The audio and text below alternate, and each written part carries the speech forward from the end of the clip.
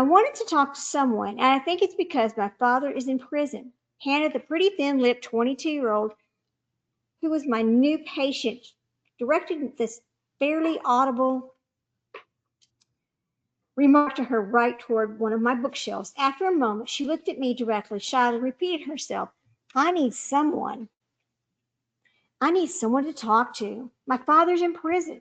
She made a gasp, a tiny, it was an effort so much to speech that she was just so exhausted in her lungs. And then she was silent.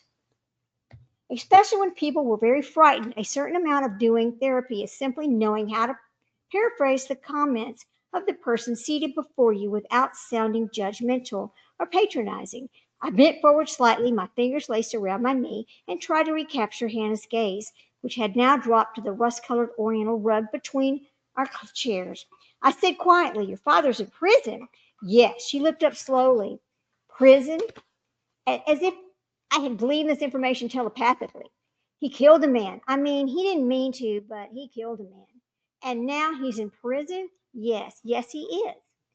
She blushed and her eyes filled. She started to cry.